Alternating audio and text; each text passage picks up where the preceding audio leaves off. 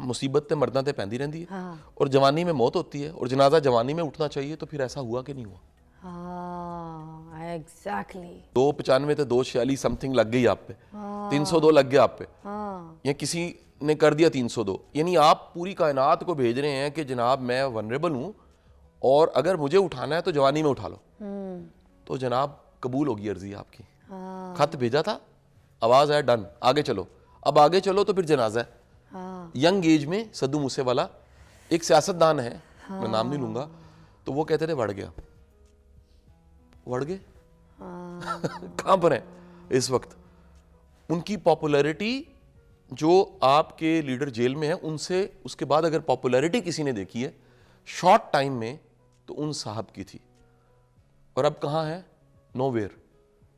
ایک ورڈ وڑ گیا وڑ گیا وڑ گیا اور وڑ گئے. کائنات آپ کو واپس بھیجتی ہے. یہ ایک علیحدہ سے ٹاپک ہے, پورا ٹاپک ہے, لیکن میں بتانا چاہ رہا ہوں کہ آپ اپنے بارے میں, یہ پلیز یہ نصیحت کر رہا ہوں, اپنے بارے میں, اپنے رشتے کے بارے میں, اپنے لائف پارٹنر کے بارے میں برا مت کہیں. مصیبت تے مرنا تے پیندی رہندی ہے اور جوانی میں موت ہوتی ہے اور جنازہ جوانی میں اٹھنا چاہیے. تو پھر ایسا ہوا کہ نہیں ہوا؟ ایگزیکٹلی ینگ ایج میں مرڈر ہو گیا. کیوں؟ جو کچھ آپ کہہ رہے ہیں اس کائنات میں کہیں سیو ہو رہا ہے. اچھا, آپ ایک ایکشن کریں, اس کا ریئیکشن آنا ہے. آپ خیر مانگیں گے, خیر آئے گی. آپ بھیج رہے ہیں پوری کائنات کو کہ جوانی میں ہی موت ہوتی ہے, جنازے جو جوانی میں اٹھتے ہیں, اور جو ہے نا جی وہ 295 تے 246 سم تھنگ لگ گئی آپ پہ, 302 لگ گیا آپ پہ, یا کسی نے کر دیا 302. یعنی آپ پوری کائنات کو بھیج رہے ہیں کہ جناب میں ونریبل ہوں اور اگر مجھے اٹھانا ہے تو جوانی میں اٹھا لو. تو جناب قبول ہوگی عرضی آپ کی. خط بھیجا تھا, آواز آیا ڈن, آگے چلو. اب آگے چلو تو پھر جنازہ ہے. ینگ ایج میں سدھو موسے والا ایک سیاستدان ہے, میں نام نہیں لوں گا, تو وہ کہتے تھے وڑ گیا. وڑ گئے کہاں پر ہیں اس وقت؟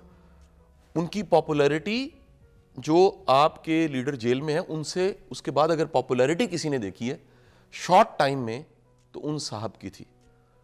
اور اب کہاں ہے؟ Know where. ایک ورڈ وڑ گیا وڑ گیا وڑ گیا اور وڑ گئے. کائنات آپ کو واپس بھیجتی ہے. یہ ایک علیحدہ سے ٹاپک ہے, پورا ٹاپک ہے, لیکن میں بتانا چاہ رہا ہوں کہ آپ اپنے بارے میں, یہ پلیز یہ نصیحت کر رہا ہوں, اپنے بارے میں, اپنے رشتے کے بارے میں, اپنے لائف پارٹنر کے بارے میں برا مت کہیں. یہ جو ہمیں اشتہار لگاتے ہیں نا کہ جی میری بیوی, میرا خامند, یہ جگہ جگہ ہم ریکارڈ کروا رہے ہوتے ہیں, دراصل ہم ایک نیگیٹو میسج اس پوری کائنات کو بھیجتے ہیں. سر آپ میری بات سنیں, جو رشتہ دار ہوتے ہیں آپس میں, اگر دیکھیں نا دو گھروں کی میں نے بات کی تھی کہ دو گھر کا ملاپ ہوتا ہے جب شادی ہوتی ہے. اگر لڑکی کے ساتھ کوئی ایسی بات ہو گئی ہے یا اونچ نیچ ہو گئی ہے یا غصہ یا تلخی کسی گھر والے نے, ساس سسر نے, کوئی ایسی بیہیویئر میں, ٹھیک ہے, تو پھر پہلے تو آ کے میکے سے لڑکی کو لے جاتے ہیں, ہماری بیٹی نہیں رہے گی.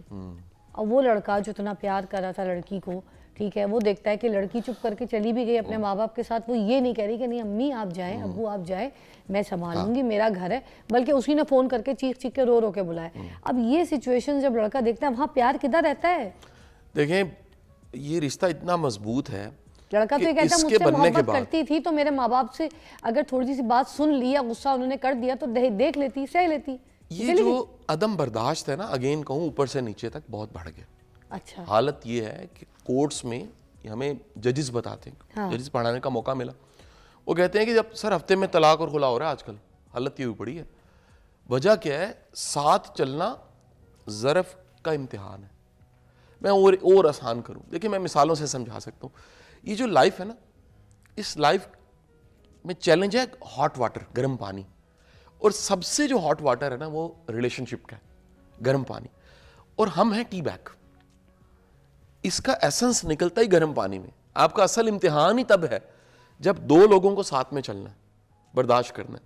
اب امپریس کرنا بڑا آسان ہے کہ آپ نے جناب کریڈ لگایا, آپ نے شنائل ٹام فورڈ لگایا, اور فیمیل نے شنائل لگایا, بہترین کپڑے پہنے, تیار ہوئے اور ڈیٹنگ کی, امپریس کر دیا ایک دوسرے کو, ساتھ جئیں گے, ساتھ مریں گے, شادی ہوگی. بعد میں پتہ لگا خراٹے چھوڑتا, بعد میں نہاتا ہی نہیں ہے, بعد میں پتہ لگا کہ عجب عادت ہے, بغل میں ہاتھ دے کے پھر اسمیل کرتا ہے اس کو, ٹھیک ہے جی, اور کبھی کبھی جرابوں کو بھی اسمیل کرتا ہے. یہ بعد میں آپ کو خبر ہوئی. اب جب بعد میں پتہ لگا تو وہ جو ٹام فورڈ لگانے والا, کریڈ لگانے والا تھا, وہ کہاں گیا؟ وہ تھی پرسنالٹی. وہ لبادہ تھا, اس کے پیچھے اصل شخص چھپا ہوا تھا. تو اسی لیے پرانے بزرگ کہتے ہیں راہ پہ جانے واپے جانے.